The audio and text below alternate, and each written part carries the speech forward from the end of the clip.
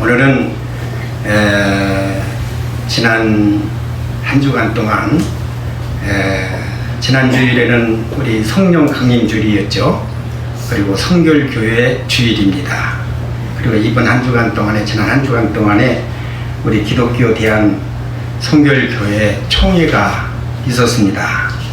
그래서 우리 성결교회에서는 이 주간이 아주 특별한 그런 의미가 있는 이런 주간입니다. 우리 성결교회 신학의 그 근원은 어디서 나오냐면 영국의 그 웨슬레, 존 웨슬레라고 하는 사람이 있죠. 이분이 1738년 5월 24일 그 사람은 옥스퍼드 대학 나와가지고 나름대로 아주 그냥 그 희망을 가지고 미국 선교도 가고 그렇게 했었는데 하다가 마음에 여러 가지 고뇌가 왔어요. 또 어려움도 겪었고 아주 고심에 찬 그런 고민을 하고 기도를 하다가 어느 날 5월 24일 저녁에 영국의 올더스케이트 스트리트라고 하는 올더스케이트 스트리트라고 하는 거리가 있습니다. 거기에 모라비안 교인들이 모여서 집회를 했어요. 오늘날도 이렇게 집회를 하면 우리 목사님을 통해서 말씀을 전해 듣고 그렇지 않습니까? 그런데 그때 그 집회에서 마틴 루터가 만들어 써놓은 로마서 서문이 있었어요. 이 서문을 읽고 이 웨슬레가 마음의 뜨거움을 느끼게 되었습니다. 그래서 그 일기장에 보면 이상하게 마음에 뜨거움이 왔다 이렇게 써 있는 것을 볼 수가 있습니다. 그로부터 이제 이 웨슬레가 심령의 변화를 느꼈습니다. 은혜를 가득 받은 거지요. 그래서 당시에 영국 사회는 그때 그 산업혁명이 일어나고 참 그 사회가 아주 복잡했습니다. 그런데 이 요한 웨슬레 한 사람 때문에 변화가 일어났어요. 영국 사회가 변화가 되었습니다. 그래서 믿는 사람들이 그 요한 웨슬레의 설교집을 이렇게 평상시에도 읽어보고 또 학교 다닐 때도 그 말씀을 많이 은혜를 받고 그렇게 했는데 거기에서 그 웨슬레 한 사람을 통해서 사회가 변해요. 영국에 있던 이런 사람들이 또 미국에도 영향을 굉장히 많이 끼쳤습니다. 그래서 미국은 D.L. 무디 같은 이런 사람들이 그 사람은 뭐 학력도 없는데도 불구하고 그 웨슬레의 그 영향을 받은 거지요. 그래가지고 마음에 뜨거운 열정과 또 그 감화력을 가지고 전도를 하고 주일학교부터 어린애까지 막 전도하다 보니까 미국 사회가 변화가 되었어요. 아주 미국에 막 대부흥운동이 일어났습니다. 그래서 그게 미국에 있는 사람들이 막 이제 선교를 하기 시작했습니다. 그래서 이 미국이 강대한 나라, 힘 있는 나라, 세계에서 제일 지금 영향력을 끼치고 있는 나라가 미국이라지 않습니까? 지금도. 근데 그 힘은 뭐냐면 그렇게 선교사들을 통해서 신학적으로 또 이 성경적으로 이런 어떤 복음의 열정이나 그런 힘이 있었다는 얘기입니다. 그래서 이 미국의 선교를 시작하는데 이제 동양선교회라고 이렇게 해서 일본에다가 중심된 자리를 잡고 이렇게 동양 쪽으로 전도를 하게 되었는데 우리나라의 이 김상준, 정빈 두 사람이 거기 가서 신학을 해가지고 그 신학교에서 공부를 하다가 한국에 와서 말하면 전도를 시작했어요. 이게 우리 성결교회 시작입니다. 그래서 이 성결교회는 참 이번 한 주간이 특별한 의미가 있어요. 그래서 제가 이 시간에 이렇게 뭐 평상시에 여러분들이 많이 우리 성결교회에 대한 이런 얘기를 많이 듣고 있습니다만은 우리들도 이 세상 살면서 이제 마지막을 향해서 가고 있잖아요. 우리가 이제 인생에 이렇게 지나가는 보면은 우리가 많이 얻는 것보다는 잃어버리는 것이 많다. 귀중한 것을 놓치고 이 귀중한 것을 나쁜 것을 자꾸 잡으려고 하고 귀중한 것을 놓치는 경우가 많거든요. 근데 이 성경을 잘 보면 이런 하나님의 말씀 속에서 이 전도, 복음 이런 것들이 굉장히 귀중하다 이런 생각이 들었습니다. 그래서 저도 이렇게 복음을 이해하고 성경을 읽어보니까 오늘 로마서 1장 1절서부터 7절까지 말씀을 제가 서두만 읽었습니다만 로마서 1장은 결국 사도 바울의 복음 이야기, 복음적인 시각. 그래서 이 바울은 뭐라고 얘기했냐면 내가 복음을 위하여 택정함을 입었다. 성경에 그렇게 말씀을 하고 있지 않습니까? 복음을 위해서 나는 택함 받은 사람이다. 이런 얘기를 하셨고 또 다른 성경을 보면 내가 복음을 위해서 죽으나 사나 근데 이것을 위해서 산다. 내가 죽어도 주님을 위해서 죽고 살아도 주님을 위해서 산다. 이런 생각을 가졌습니다. 이 바울이라는 사람도 잘 보면 그 사람은 가마리엘 문화생이었고 유대 사회에 길리기아 타소에서 출생했지만 유대 영향을 많이 받았어요. 굉장히 박식했고 말도 잘했고 학식이 있는 이런 그 당시 유대 사회의 중심, 주류를 이루는 이런 사람이었는데 이분도 고민에 빠진 적이 있었죠. 사도행전 7장, 9장 있는 말씀 보면 이 바울이 예수 믿는 것들 저기 하도 이제 눈에 가시거리가 되고 그러니까 막 핍박을 했어요. 그래서 믿는 것들을 다 비판하고 또 고소하고 고발하고 잡아다가 제사장한테다가 이렇게 해주고 그래서 핍박을 많이 했던 이런 사람인데 이 바울이 예수를 만났잖아요. 예수. 바울아 왜 네가 나를 핍박하느냐. 그러니까 누구십니까? 나는 네가 핍박하는 예수다. 부지불식간에 그가 겪었던 경험 이것 때문에 그 일생이 바뀌어졌어요. 그래서 그 뒤로 사도행전 7장, 사도행전 9장에 나오는 이 바울의 회심 이후에 그 당시 사울이 바뀌어서 바울이 됐다고 했지 않습니까? 바뀌어져 가지고 일생을 복음을 위해서 살았다 이렇게 말할 수가 있는 것입니다. 그래서 또 성경을 보니까 그러면 이 복음은 뭐냐? 복음은 뭐냐? 이 복음은 2절에 그렇게 성경에 말씀하고 있습니다. 이 복음은 하나님이 선지자들을 통하여 그 아들에 관하여 말하면 육신으로는 다윗의 혈통에서 나셨고 성결의 영으로는 죽은 자들 가운데서 부활하사 능력으로 하나님의 아들로 선포되셨으니 곧 우리 주 예수 그리스도시니라 그랬어요. 그러니까 결국에 뭐냐면 복음은 예수님이야. 복음은 예수 그리스도시다. 그래서 이 복음을 이해하려면 예수를 알아야 돼요. 예수가 어떤 분인지 예수를 정확히 이해하고 그분을 알고 그 안에 거하는 이런 사람이 될 때 복음을 알 수가 있는 거지 않습니까? 그래서 요즘 이렇게 보면은 복음이란 말이 우리 교회 내 또 교계 내 이 사회에 굉장히 많이 퍼져 있습니다.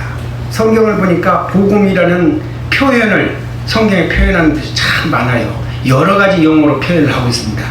제일 먼저 이 복음이라는 말을 쓴 곳이 어디냐면 마태복음 4장 17절에 보니까 예수님이 이 땅에 오셔서 비로소 선포하여 회개하라 천국이 가까이 왔느니라 이렇게 말씀하셨습니다.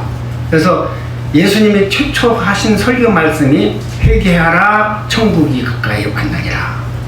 마태복음 4장 24절에 있는 말씀 보면 예수께서 온 갈릴리에 두루 다니사 그들의 회당에서 가르치시며 천국 복음을 선포하시며 천국 복음을 선포하셨다. 그리고 백성 중에 모든 병과 모든 약한 것을 고치시니라. 그래서 예수님이 첫 번째 하신 말씀이 뭐냐면 천국 복음을 선포하신 것입니다. 천국 복음 선포요. 이거는 쉽게 말하면 하나님 나라가 가까웠다. 하나님 나라가 있다. 하나님이 계시다. 이것을 선포한 것입니다. 그래서 이거는 무슨 가르쳐가지고 되는 게 아니고 그냥 선포하라는 거예요. 그래서 우리 성도들이, 저를 포함해서 우리 성도들이 하나님 나라가 있습니다. 예수 믿고 천국 갑시다. 천국이 있습니다. 이것만 선포해도 큰 축복인 것입니다. 왜? 예수님 그렇게 하셨기 때문에. 이 천국 복음이라는 말을 예수님이 쓰셨고, 또 사도행전에 보면, 로마서에 보면은 사도행전에 사도 바울이 은혜의 복음 이런 얘기를 했습니다. 그래서 복음에는 천국 복음도 있고 은혜의 복음도 있고, 용어가 굉장히 많아요. 보니까 은혜의 복음도 있고, 또 뭐 구원의 복음도 있고, 평안의 복음도 있어. 우리 탑동 평안교회 그러는데, 평안의 매는 평안의 복음의 줄로 하나가 되어서, 이런 말씀도 성경에 있습니다. 또 영광의 복음도 있어. 영원한 복음도 있어. 성경에 보면 이런 용어들이 참 많이 있는데, 이들의 공통점이 뭐냐? 뭐 영광, 영원, 구원, 평안, 뭐 이런 것이 다 있어도 그 중심은 예수님. 아멘. 할렐루야. 아멘. 예수님이 빠지면 안 되는 거예요. 이 예수를 제대로 알아야 돼요. 예수를 우리가 그분이 어떤 분인지 그걸 알아야 돼요. 알고 그것을 확신하고 그분을 믿고 그분을 나의 주로 받아들이고, 그것이 복음을 이해하는 이런 필수적인 이런 일입니다. 그래서 그러면 또 성경에 또 그런 것만 있는 게 아니에요. 뭐가 있냐면은 다른 복음도 있어. 다른 복음. 사도 바울이 내가 전한 복음에 다른 복음을 전하면 저주를 받는다고 그랬어요. 그래서 요즘 내가 이렇게 인터넷 보니까요, 막 교회를 비판하는, 큰 교회도 비판하고 막 이런 분도 있어요. 보니까 그 무엇을 얘기하니까 이 다른 복음을 전한다 이거죠. 교회가 커지니까 사람들이 많이 모으고 돈이 모여주고 그러니까 목사님들이 안일에 빠져가지고 다른 복음을 전한다. 예수 복음을 전해야 되는데 다른 복음을 전한다. 다른 복음의 특징은 뭐냐면, 다른 복음의 특징은 예수 위에 다른 구원의 조건을 추가하는 거. 비슷비슷해. 맞는 얘기 같은데 거기다가 다른 걸 하나 추가시켜. 또 어떤 그 믿음보다는 행위를 강조해. 교회가 커지고 뭐 이렇게 사회가 이렇게 하다 보면은 이런 현상들이 생기잖아요. 우리 성도들은 이런 것들은 구별을 해야 될 줄로 믿습니다. 우리는 하나님을 믿는 믿음으로 구원을 얻는 것이다. 그 믿음의 대상이 누구냐면 예수님입니다. 그리고 우리는 예수가 전부다. 예수가 전부다. 주는 나의 전부다. 내 일생 살면서 사나 죽으나 예수 이름만 불러도, 우리 여기 어르신들 많이 있는데, 여기 저 권사님들 나이 많이 드신 권사님들이 있는데, 제가 어릴 때 주일학교 다닐 때는 우리 교회 전도사님이 있었어요. 나이가 많이 드신 전도사님인데 항상 교회 보면 이렇게 거리 지팡이 짚고 하얀 저고리 입고 이렇게 오시는 거예요. 그러면서 학교 다닐 때 신학생이라니까 이렇게 머리를 쓰라면서 주여 주여 그러면서 그러는 거예요. 근데 내가 가만히 생각하니까 저렇게 나이 많이 드신 분도 주의 이름을 부르는 자, 그에게 하나님이 축복하시는 거예요. 그 기도를 들어주시는 거예요.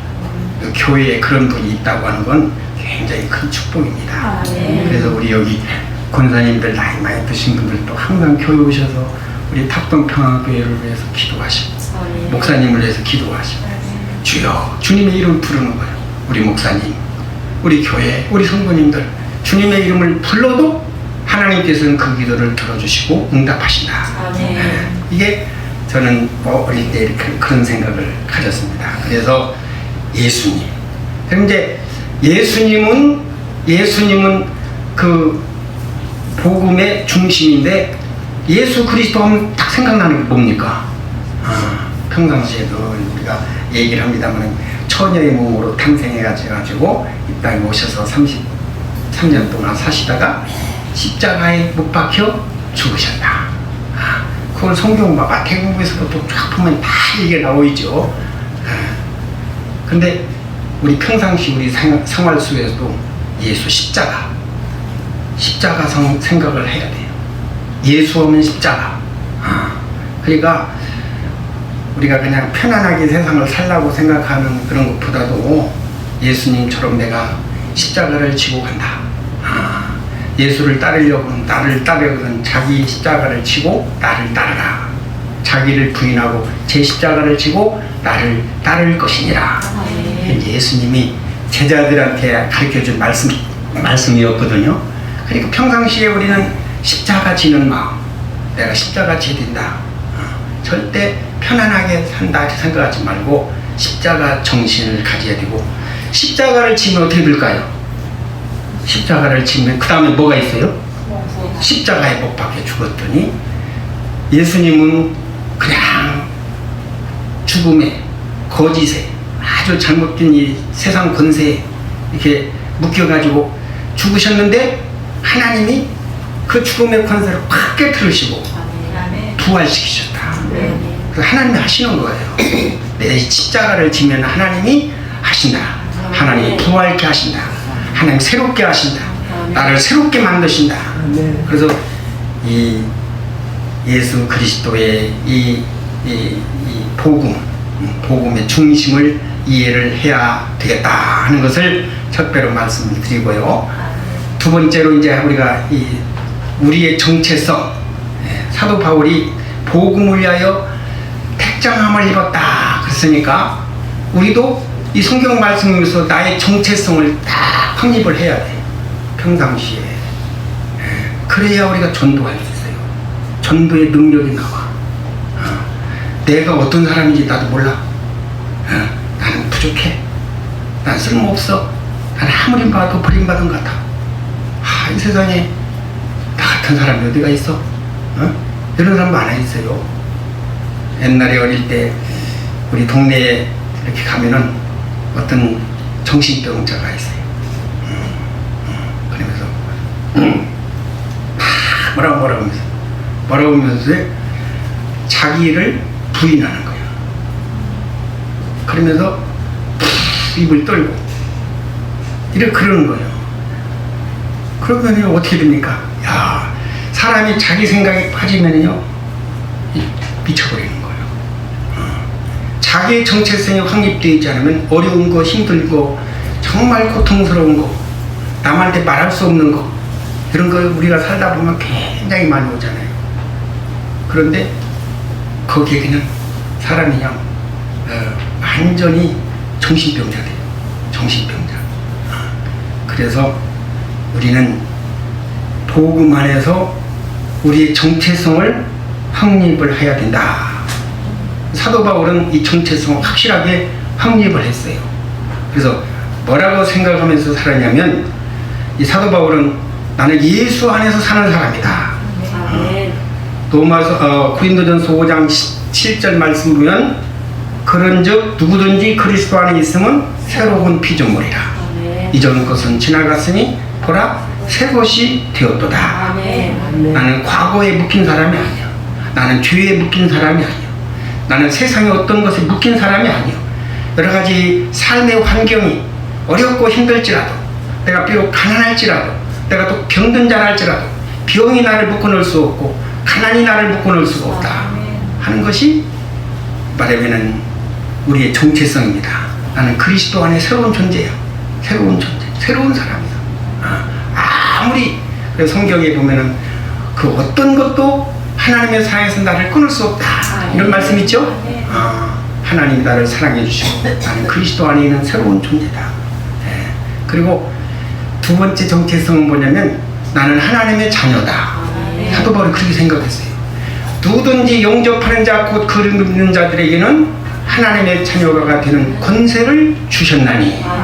이미 주신 것입니다. 예수 믿으면 권세 받은 거예요.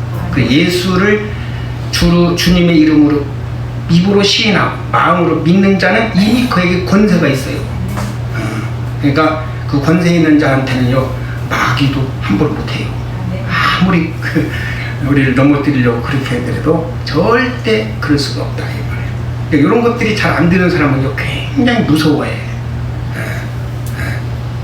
이 어떤 미신에 이렇게 빠진 이런 사람이 막 무서워하더라고. 무서워해. 그래도 내가 가서 무서워하지 말라고. 우리는 하나님의 자녀라고. 확신을 갖고. 무서운 밤중에 무서운 생각이 들면 찬송을 부르라고. 예수님의 이름을 부르라고. 내가 그랬어요. 그랬더니 그렇게 예수 이름만 불러도 무서움이 사라지는 거예요. 여러분 이런 축복이 있다는 것을 믿으시기를 바랍니다. 우리는 하나님의 자녀예요. 이게 우리 정체성이에요. 그리고 우리는 믿음으로 말미암아 의롭다 하심을 얻느니라. 사도 바울이 그런 거 있잖아요. 믿음으로 의롭다함을 얻느니라. 우리 성결교회는요 사중복음이라는 게 있어요. 제가 아까 그 복음의 종류 얘기하면서 그 얘기를 안 했는데 우리 성결교회인들은 여러 가지 복음이 있지만 이 네 가지 것을 딱 가지고 살았으면 좋겠어요. 첫째 뭐냐면 예수 그리스도를 믿으면 우리는 거듭난다. 구원받는다. 구원의 확신입니다. 중생의 복음입니다. 이 얘기는 누가 얘기했냐면 에이디 심프슨이라는 이 동양 선교회의 그 선교사가 그걸 정리를 했어요. 그리고 이제 우리 선결교회에서 이걸 받아서 써가지고 중생 성결 신유 재림 그러잖아요. 그래서 구원의 확신이 중요합니다. 내가 먼저 거듭난 존재, 새로운 존재, 자유로운 존재, 거듭남. 그 다음에 두 번째는 뭐냐면 거듭난 자는 가만히 있으면 안 돼요. 자꾸 안으로 밖으로 갈고 닦고 그렇게 해야 돼요. 그게 성결입니다. 성결. 깨끗한 삶을 살아야 돼요. 그냥 가만히 있어도 내 깨끗해지는 게 아니라 우리가 노력을 해.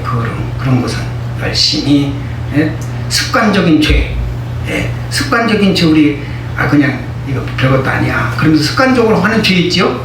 그거 벗어버려야 됩니다. 그리고 우리 주변에 이 청소하는 거, 그런 것도 깨끗이 해야 돼.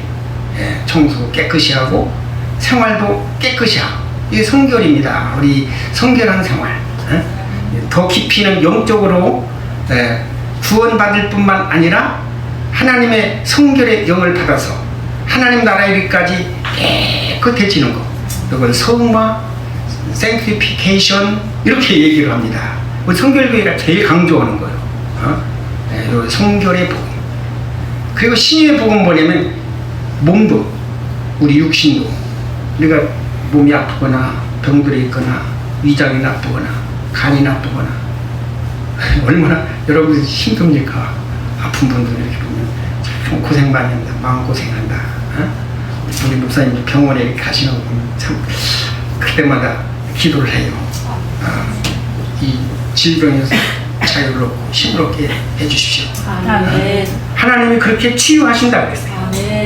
물론 우리가 뭐 억지로 막 의사 손도 안 빌리고 뭐 이렇게 한다는 그런 신앙이 아니라 우리가 할 건 다 해야 돼요. 약도 먹어야 되고 의사 선생님 손질도 빌려야 되고 그렇게 다 했지만 우리가 하나님을 믿고 예수님을 믿는 이 성결의 복음 속에 신유의 복음 속에는 예수님이 치유하신다. 그래서 우리는 이걸 믿어요.